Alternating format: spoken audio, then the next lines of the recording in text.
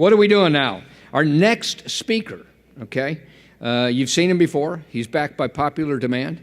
But honestly, it's BG Allan Pepin, Commanding General of the United States Army Special Operations Aviation Command, with a SOA update, which we're really looking forward to. Al.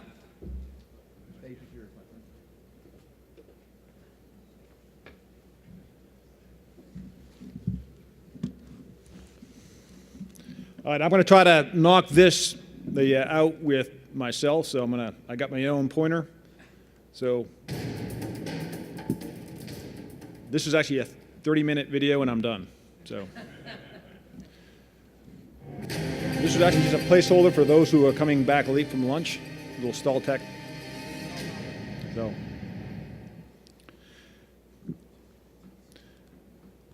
All right, good afternoon. Yeah, I am grateful to be here and the opportunity to represent the phenomenal men and women of the Special Operations Aviation community. Yeah, as I speak, there's no doubt somewhere in the world they are going to the X to bring the lethality and the will of the nation against an enemy that's determined to, again, undermine our way of life. And there's no doubt they'll have success.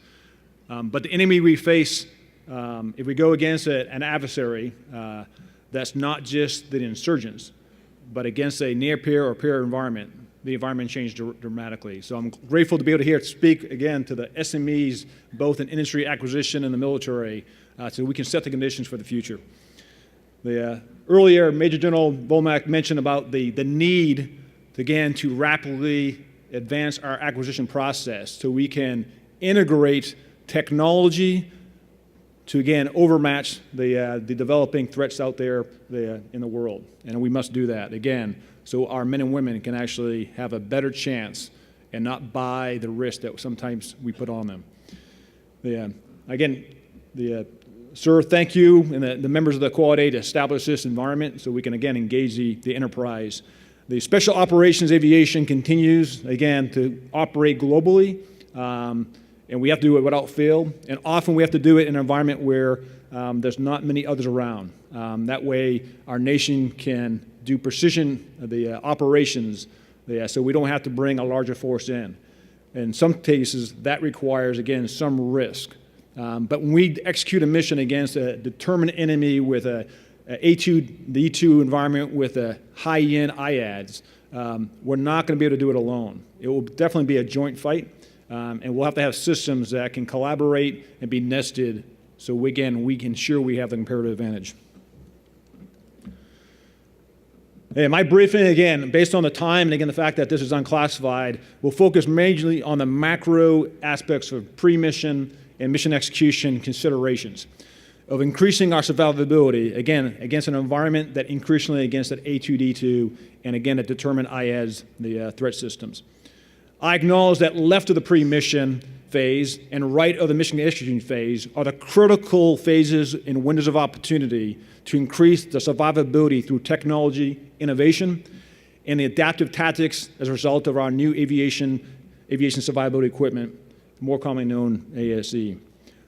The ongoing science and technology, research and development, tests, and research efforts to enhance ACE capabilities and all spectrums is critical to mission success. As ASC evolves to ensure we maintain a comparative advantage over our adversaries, so will our tactics, techniques, and procedures to further mitigate the risk that we place, again, the men and women who operate these missions. Real-world as well as simulation and simulation training exercises after action reviews will continue to adapt our TTPs so we can be adaptable and agile in the changing environment. The first topic I'll discuss is the macro aspects of the pre-mission considerations and highlight the 5 topics you see on this slide.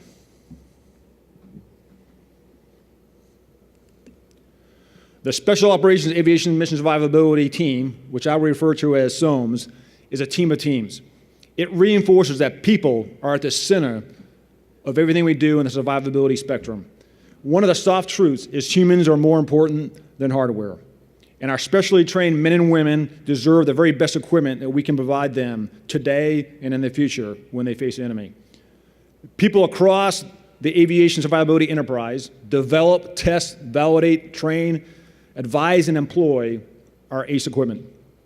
This collective effort results in a mission-focused team relentlessly pursuing our ASC advancements and capability to support the mission success. After the pre-mission level, our SOMS teams incorporate and infuse the intelligence, the ACE capabilities, and our TTPs against our enemies and the lessons learned to continually adapt our lessons learned from Army aviation as well as the special operations community. This reinforces the sage guidance of never confusing your importance to the mission to the proximity of the target.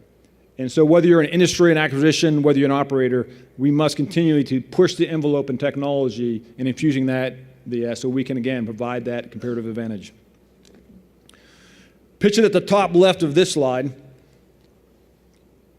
are the thermal images that highlight the infrared signature of the MH47 Gulf and MH60 Mike. The bottom half of the slide are pictures of the MH47 Gulf infrared exhaust suppressor and the MH60 Mike upturn exhaust systems. That is designed to reduce the IR signature of the aircraft.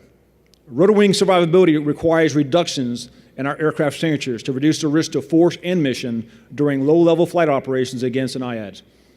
We are focused, as you are, on reducing signature in the visual, acoustic, and radar, both infrared and radio frequency spectrums.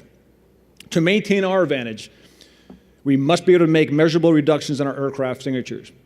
As we evolve, the enemy is going to evolve, and we must stay ahead of them. This slide is represents how the mission planning must consider full spectrum operations of threats and our countermeasures ability against those threats. In the past, night vision goggles enable us to own the night. The proliferation of night vision goggles has obviously given the adversaries a better ability to defend their objectives and make it closer to our fair fight. And we've seen that around the world when we've done the special operations missions. We don't want a fair fight. We actually want to create a complete disadvantage to the enemy, and absolutely we do not want to even close. So to do that, the current and future fight requires us to own the spectrum in order to fight and win in that A280 environment. The Advanced Tactics Training, known as ATT, executed by the 160th Special Operations Regiment, is focused on exactly that, to continuously validate our current equipment, our emerging equipment, and TTPs against, again, a determined adversary. The SOMS teams, led by our aviation mission survivability officers, synthesize the intelligence and electronic warfare elements to produce missions products and mission data for our planners and the crews. The SOM teams integrates, again, the ATT lessons learned and adapts our ongoing TTPs to, again, allow us to fight and win.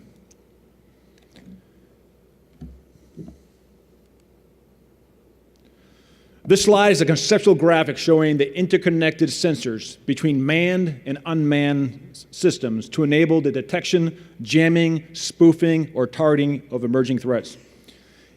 Industry partners and innovation is critical to the future development and exploration of ASC technology to maintain that comparative advantage. Multi-domain operations requires Army Special Operations Aviation, as well as the larger aviation community, to continue to enable ground forces the freedom of mobility and maneuverability in an A280 environment, both in the competitive phase to prevent conflict, as well as the conflict phase to fight and win. Our adversaries took advantage of our nation's commitment and priorities to the counterinsurgency mission for the past 17 years and invested and evolved their IADS. This strategy has closed the gap in our comparative advantage. We now must and we are investing greater funding, starting from the senior leaders of DoD and the Army, to make sure that capability enhances and we expand that capability gap between us and the enemy. In order to ensure a comparative advantage and maintain adaptable and agile ASC equipment, we must create an open architecture and framework for our survivability systems. The future technology developed must be networked, federated, and rapidly adaptable in the A280 fight. As mentioned earlier, we can't rely on doing significant modernization of boxes. We need to do data, digital changes of cards to provide that flexibility, because we can't, again, take aircraft off the line to do long-term modifications. So the data and digital era has to evolve to provide that capability. Special Operations Aviation has a soft, peculiar ASC requirement for radio frequency threat systems, and therefore we address those through soft acquisition strategy. And why do we have a unique requirement? Because of our area refueling requirements, we can go long distances. And so we have to be able to make sure that during the communications en route, we're not being seen due to the radio frequencies by the enemy. And that's why we have a slightly unique requirement that big Army aviation currently does not need. That's going to change likely when we go into the future and you look at future vertical lift, where we'll have the same requirements and fighting in the same type of environment from the get-go. To address RF threats, the suite of integrated radio frequency countermeasures known as SIRFC is the foundation of the 160th integrated ASC equipment. Pictured on the left side is a digital electronic warfare display called DUDE. The SIRFC data displayed in the DUDE provides a crew and graphic situation awareness and real-time threat queuing. Pictured on the middle of the slide is the MH6047G and the SIRFC test sensors installed, which allow our maintainers to test the SIRFC functionality. SIRFC provides a comprehensive RF resolution and solution using the radar warning receivers and radio frequency countermeasures. Again, through the process, we have taken 4 of our former federated systems off the aircraft that were outdated and did not match the current technology, and replaced them with current new technology systems. In the future, as I mentioned, instead of taking things off, we should just be changing data cards to save time, and literally we should be able to do that on the flight line and even forward.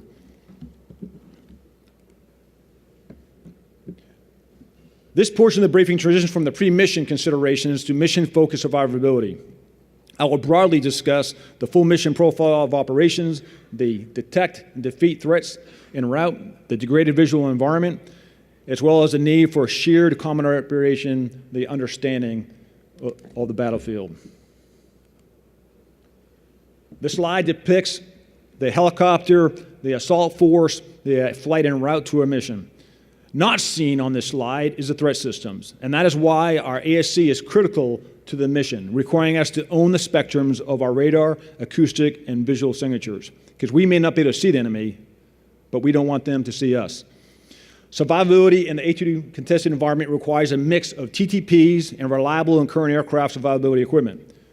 Mission approval decision makers prefer the flexibility to choose the time, place, and conditions to execute the mission in order to provide multiple dilemmas for the enemy.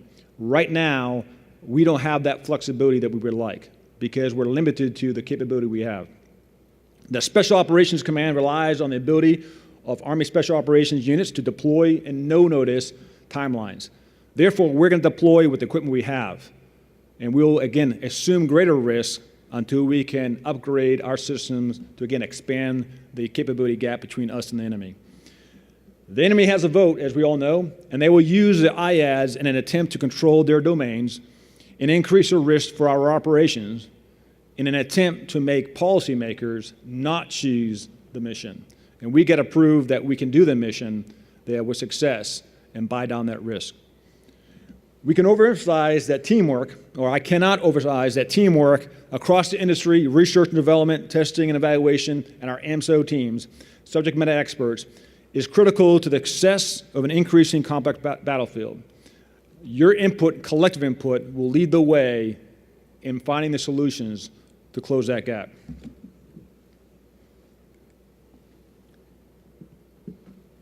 Pictured from the top left in clockwise order is the digital electronic warfare display DUDE, a daytime launch of the MH47G reduced optical signature emission solution, referred to as ROSES, multiple impact transparent armor systems, minus for the MH60 mic, and an MVG filtered picture of the MH60 mic ROSES launched at nighttime.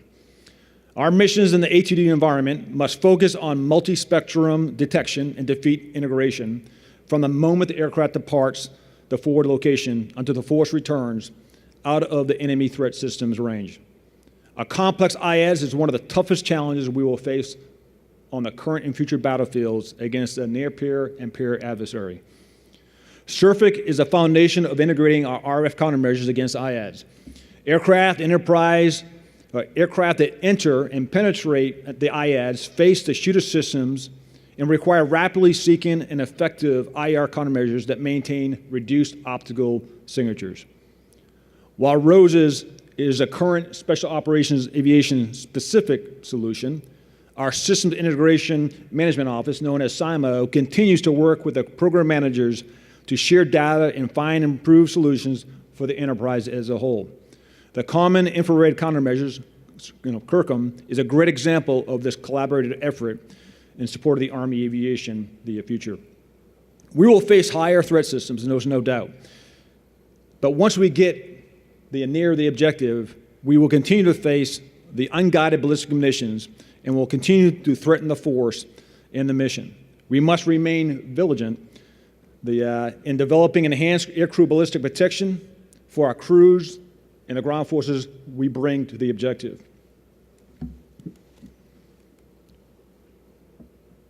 This slide is a depiction of the operations in a degraded visual environment. A contested landing zone can task saturate even the best of our crews based on enemy contact, multi-ship contingencies, natural and man-made hazards, the degraded visual environment conditions. All that makes for split-second decisions and where human error can never be removed from the equation.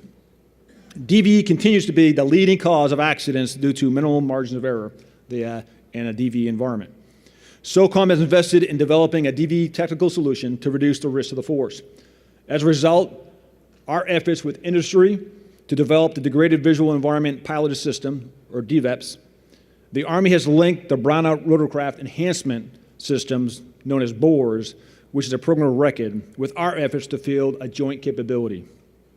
DVEPS will provide MH-47 and MH-60 aircrews with real-time display of active aircraft sensors fused with digital elevation model data displaying terrain, reference points, obstacles, landing zone information, and provide obstacle warning tones in all phases of the flight. This capability will increase crew and passenger survivability, allowing aircrews to exploit the environment for a tactical advantage. The DV solution should also take advantage of other assets and sensors and updates as they operate forward to the battlefield. Once we get this capability on our aircraft, we will now go from owning the night to actually owning the environment. And that will be a leap ahead technology that actually gives you the 10x capability for the ground force commanders. This capability will increase crew and passenger the ability to, again, fight our nation's war when we choose to, not when the enemy chooses us to arrive. As stated previously, open architecture, networked and rapidly upgradable software should be an established criteria for enhanced solutions. This slide represents the open architecture needed on a future battlefield that develops and feeds the Common Operating Picture, known as COP. Cooperative efforts across sensors of manned and unmanned platforms will enhance the COP. Sharing and viewing the dynamic battle space across all assets provides an enhanced situational awareness for decision-making and executing the commander's intent. Special Operations and Aviation Task Forces are capable of flying extended ranges to penetrate denied areas. As other mission enablers conduct operations against IADS to open air quarters for the helicopter assault force, leaders need the ability to send and receive data real-time to aircraft survivability equipment and situational awareness. Certain aircraft survivability requirements can be maintained or minimized through a networked and shared approach, placing some systems on unmanned systems and platforms, and onboard systems that might be operating at a degraded status could be complemented through network data from other platforms on the mission. Operating in the dynamics battle space of the future will require cooperative jamming efforts through network systems to defeat a competitive enemy. Both manned and unmanned systems must be a part of a synchronized solution to create multiple dilemmas for the enemy and allow U.S. forces to exploit enemy weaknesses. If you take one thing away from this briefing, I didn't give you details, I didn't give you classified information, I'm not talking about actually, the in-state solution. This is a concept. But as I mentioned up front, we're talking about the men and women, in many cases, some of your sons and daughters, that will operate these tough missions against a determined enemy, again, 24/7, anywhere in the world. And our commitment to execute those missions, plus or minus 30 seconds, will not change. So as the enemy adapts, we must adapt faster. And again, it's going to be your collaborative effort as we communicate what the requirements are. We also know we cannot have the golden watch solution because we'll outprice ourselves and never get there. So we have to find the happy medium spot between cost, which is always going to be a reality, and budget constraints, and risk, and find a solution that we can get earlier, again, to buy back that competitive advantage against the enemy. With that, I'm available to take your questions.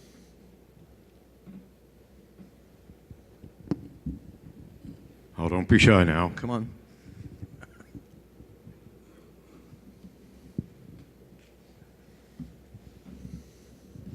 Hey, General Pepin. One of your slides talked about solving the MH6 problem, but you didn't speak to that. So what are you referring to? Okay, right now, and you say MH6, right now our MIL-B aircraft, mentioned earlier, our Little Bird aircraft, again, based on the size, we can only put so much weight on it, even with an enhancement on Block 3, we cannot put the amount of survivability equipment we would like to have on them because it's a payload.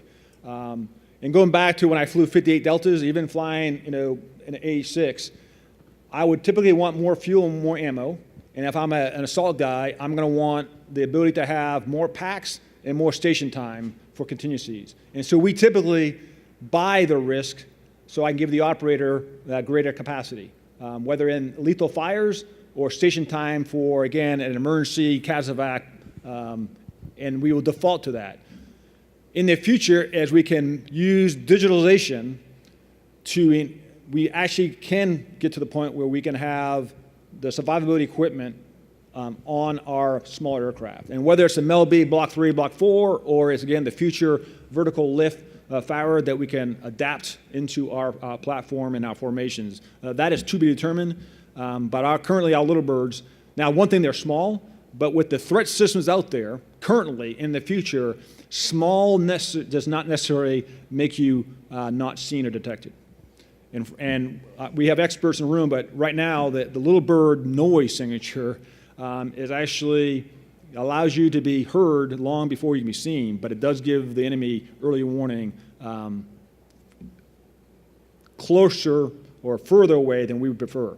And there's a lot of stuff we're doing to try to buy down even that noise signature. Hopefully that answers your question.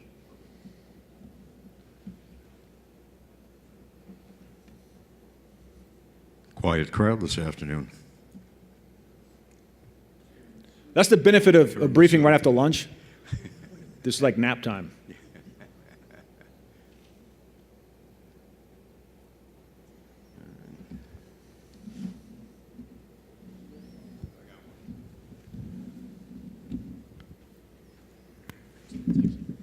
Sir, you spoke to owning the electronic spectrum as a transition from owning the night. With respect to offensive EW capabilities, are we looking to grow that, or do we have that capability in our aircraft to counter some of the capabilities that we're going to face from the enemy on the battlefield? I think we have current capability right now that we could use in an enhanced manner. There's a couple of things there. One, it's the intelligence of what are the systems out there and what do you need to defeat it from an offense perspective. I don't think everything we have now and what we have in the future has to be put on our aircraft. There has to be a balance between what we put on our aircraft, because every time you put a system, we're adding weight. So we have to find the happy balance between what can we put on unmanned systems. What systems we put out there that, again, the kind of swarming technique. If I can put stuff that is cheap, that forces the enemy to see it and feel like they have to turn their systems on from either early warning or actually defeat systems, I'd rather them shoot at stuff that we are expendable because it's relatively cheap and we didn't expect to bring it back anyways. So I think there are systems out there that we can just lose on the battlefield and not worry about it because that's part of the plan. And I think there are unmanned systems. As a matter of fact, I was just talking to one of the industry reps earlier.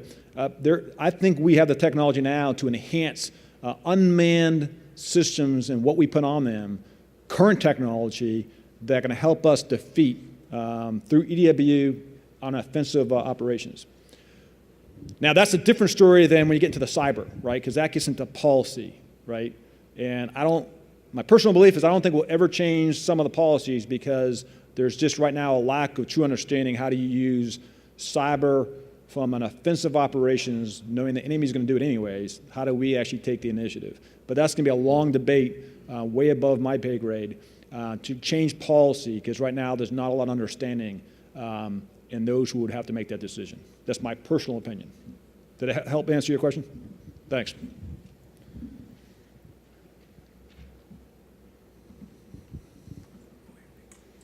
Didn't want to let you off the hook, Al. Where's Silent Night? How far out are you on that, and that signature that it is or isn't going to put out in front of the aircraft in these A2AD environments? So a great question, and for those who know anything about the Silent Night, we had some setbacks, and we're continuing. As a matter of fact, they just completed the last round of some of the testing. Our number, and I don't want to get into some of the contractual stuff, so I'll walk that thin line between. We're trying to do exactly that, sir. We're trying to make sure we buy down the risk to us because of the signature we pose, and I think there's a lot of the advancement that does that, with the benefit of what it brings to you to allow you to see things early and provide, again, through layers. And again, I don't think we need to rely on just that. I think, the concept of Silent Night radar is just one of many things. If you use them over as an umbrella, that's how we can, one, confuse the enemy, that's how we can see the enemy, and that's how we can defeat it. I think we rely on just one system, then we're going to be vulnerable, because the enemy will figure it out, they'll adapt. In some cases, the enemy can adapt faster because they can invest money, they can do it in much smaller pockets against at least the larger adversaries we look at. But to answer your question, I think we are doing that, and I don't want to get into the classified side, but I think where we've gone and some of the changes, we still have some hurdles to go over. But yes, we are buying down that risk of that early on signature to us, and the enhancement to the mission, I think, is going to have dividends. Now, our challenge is to lay that out in as the backseaters here who have to fight inside the building to justify the ongoing funding of it. I hopefully think we've gotten over that hump, and I will continue to be able to put the right amount of investment dollars. Sir, if that answers your question.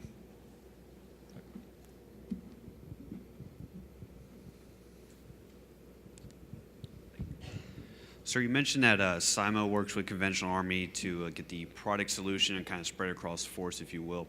What about ATT and the training aspect? Do you see that potentially opening up to conventional Army to go to? Yes, but our concern, so the first one is, this is a team of teams. So we are part of the Army, and we're part of Army Aviation. We're just a small. We have some unique things in special operations because, again, our rapid deployability, and in some cases, we don't have a long lead time before we do that mission. And that's why I mentioned about the, radio frequency. That is slightly unique to us, and that's why we may be pursuing some technologies different than what the larger scale Army Aviation community is doing, for the right reasons. But as I mentioned, once we go to the future, I think it's all going to be the same. What we do at China Lake to continually push the envelope and what systems are out there as best as we can replicate, and what our current systems and what we're testing for new systems, how they can detect those systems, how we can see if we actually are hiding our signature. That is absolutely critical. We have actually communicated with Big Army Aviation. We want them to be part of that process. So not only are we sharing data with them, my only concern from my current position is I don't want to lose the flexibility, because what we do when we send a unit out there is we actually allow our operators not just to fly out there on the ranges against threat systems and do the collection. We have a long process. We start at home station. When we look at that significant event, at home station, there's deliberate briefings from agencies that tells us what the high-end technology and threat systems, so the shared understanding, so our AMSOs are now looking at whatever the current technology is, how do we adapt our TTPs? We go into our simulations. We have world-class simulations at Fort Campbell, so we can actually put aviators in against that simulated threat and work on some of those TTPs long before we ever crank an aircraft to go out to China Lake or some other areas and actually now see, does it work?